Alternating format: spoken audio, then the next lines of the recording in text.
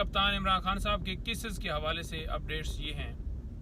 एक तो cipher case की समाअत इस्लामाबाद हाई कोर्ट में, जैसा कि आपको पता है, कल एडवोकेट जनरल साहब मौजूद ही नहीं थे, ना ही उनकी ऑफिस की तरफ से किसी ने नुमाइंदगी की। इसी वजह से कल अदालत ने शदीद बरहमी का इजहार किया कि वो कहाँ है, क्यों नहीं है।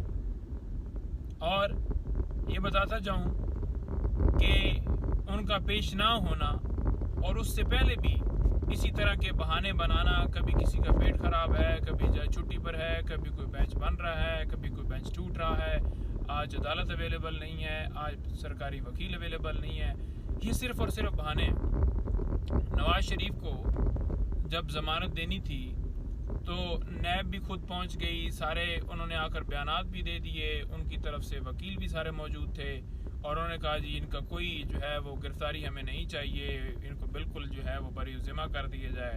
आकर बयान दिए थे उन्होंने बाकायदा तौर जो नवाज शरीफ के हक में। लेकिन एक तरफ सिर्फ और सिर्फ टारगेट जो है वो इमरान खान है। अब ये कहते हैं जी सरकार जी कि हमारी कोई मुदाखलत नहीं है, तो एडवोकेट जनरल कौन होता है? ये किसका लगाया हुआ होता है? ये सरकारी वकील होता है जो सरकार की तरफ से पेश होता है। और जिन्होंने इमरान खान साहब के ऊपर मुकदमे उस वक्त बनाए, जैसे ये साइफर केस, उस वक्त इंटीरियर मिनिस्टर जो है वो राना सनाउल्लाह था और सेक्रेटरी जो इंटीरियर है उसकी मदय्यत में ये मुकदमा जो है दर्ज हुआ था। तो ये सिर्फ इनके झूठे वो बयानात हैं और ये तमाम केसेस इसी तरह से इन्होंने बनाए हैं। अब आज साइफर केस की समाअत है और हम अदालत से ये कह रहे हैं कि खान साहब के तमाम केसेस के अंदर फिलफौर फैसला दिया जाए, क्योंकि आपने देखा कि जो 6 जजेस ने लेटर लिखा है सुप्रीम कोर्ट को, उसने हर चीज़ खोल के रख दी है कि खान साहब को सजाएं सुनाई गई, जो हम हर रोज़ कहते थे।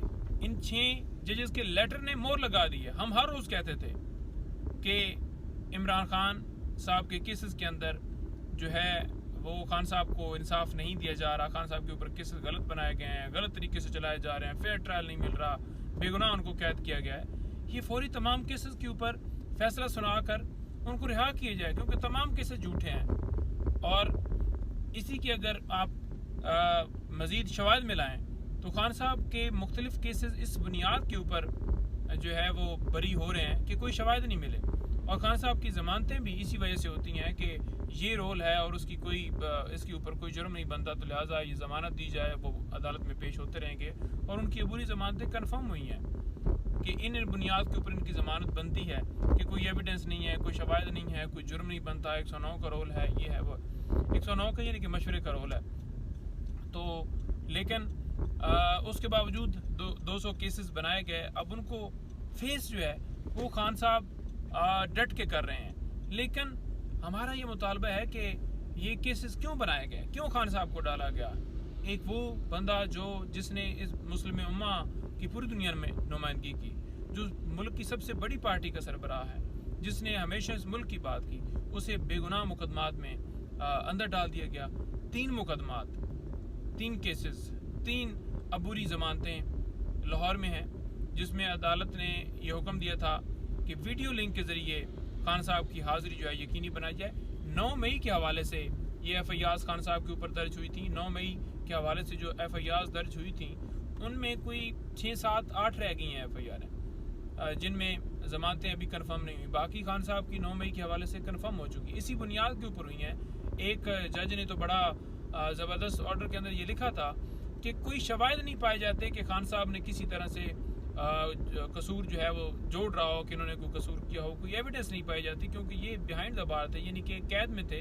तो वहाँ पर ना मोबाइल की सहूलत मौजूद थी, ना कोई वीडियो, कोई ऑडियो, कोई रिकॉर्ड का हिस्सा है जो साबित करे कि उनके ऊपर, इनकी माँ के ऊपर इन्होंने किसी को कहा हो कि ये जो तोड़ फोड़ करो, ये जलाओ गिराओ करो। तो लिहाजा इनकी बेल्स जो हैं कन्फर्म की जाती हैं।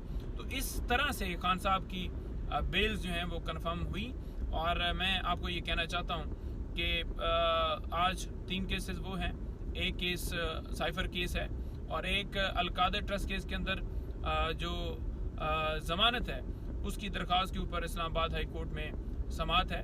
अलकादर ट्रस्ट केस के अंदर भी खान साहब बतौर ट्रस्टी हैं और इसके साथ साथ बीबी साहिबा भी बतौर ट्रस्टी हैं, यानी कि उनका कोई रोल नहीं है उसके अंदर किसी लेन देन के मामले में, पैसे के मामले में। और इस हवाले से जो उसका अलकादर ट्रस्ट का जो है वो एक ऑफिसर है, उसने आकर बयान दिया अदालत में, CFO ने, उसने कहा है कि किसी तरह से कोई इनके अकाउंट में कोई पैसा नहीं जाता, दोनों के अकाउंट में, यानी कोई इन्होंने फाइनेंशियल फ़ायदा ना लिया है ना ये ले सकते हैं मुस्तकबिल में।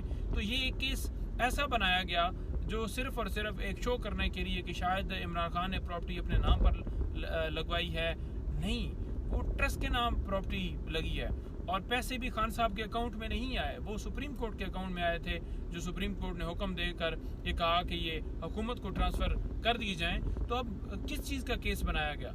केस झूठा, सारे इसके अंदर गवाह अब पेश किए जा रहे हैं, ज़बरदस्ती बयान, वो जैसे आपको पता है ना कि बयानात अगवा बराए बयान तवान तो सुना होगा, तो इस तरह से केसेस चलाए जा रहे हैं। तो इंशाअल्लाह ताला कप्तान हमारा तमाम केसेस सरक्रू होगा।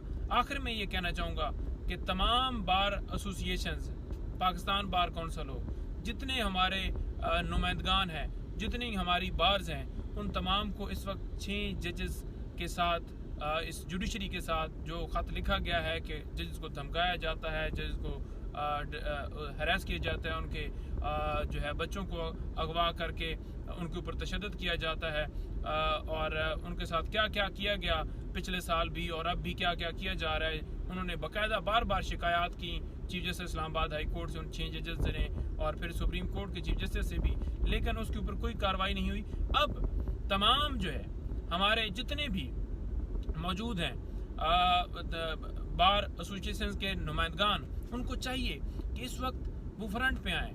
हमने वोट इसलिए नहीं दिया कि वो जो है वो चूड़ियाँ पहन कर बैठे रहें, बल्कि वो खुलकर आएँ अदलिया की आज़ादी के लिए, आज़ाद अदारों के लिए, और हम उनका साथ देंगे। वो तमाम बार एसोसिएशन इस वक्त आकर खुलकर बात करें, खुलकर जो है रोड के ऊपर निकलने का टाइम है, वो निकलें, पुरअमन एहतजाज करें, अदलिया के हक़ में एहतजाज करें और इसकी फिलफौर जो है वो इसके ऊपर कमीशन बनाकर वो फैसला दिया जाए और कार्रवाई की जाए।